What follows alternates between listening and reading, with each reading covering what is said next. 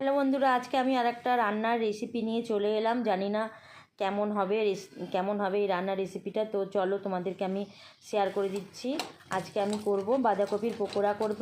বাঁধাকপিটাকে ভালো করে প্রথমে আমি সেদ্ধ করে নিলাম, তারপরে দেখো বড়াগুলো ভেজে নিচ্ছি।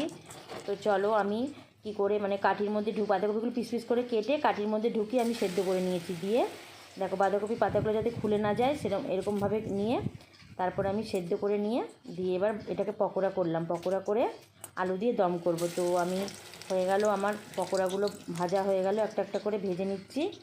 তো দেখো এরকমভাবে খুলে যেন না যায়, ওর জন্য আমি একটা পরিষ্কার কাঠি নারকেল পাতার থেকে খুলে কাঠিটা নিয়েছি। তো কাঠির মধ্যে ভরে সেদ্ধ করে নিয়েছি যাতে খুলে না যায়।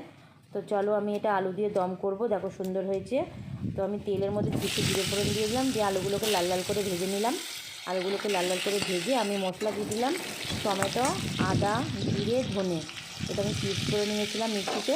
তো এটা দিয়ে ভালো করে কষিয়ে নুন হলুদ দিয়ে ভালো করে কষিয়ে নিয়ে যতক্ষণ না তেল বেরোয় ততক্ষণ ভালো করে কষিয়ে নিয়ে এবার আমি জল দিয়ে দেবো ঝোলটায়।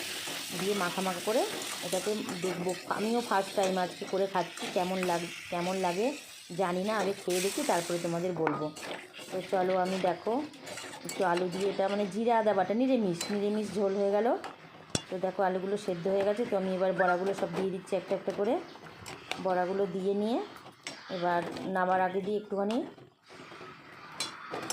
গরম মশলা দিয়ে দেবো। ঘি দিলে ভালো হয়, কিন্তু ঘি আমার নেই, ঘি শেষ হয়ে গেছে, ওর জন্য আমি আর ঘি দিলাম না, একটু গরম মশলাই দিয়ে দিলাম।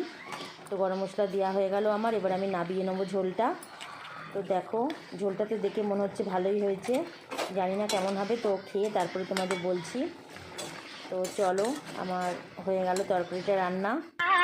তো ভিডিওটা ভালো লাগে লাইক কমেন্ট করে দিও। তো চলো দেখি কেমন হয়েছে খেয়ে। বাহ!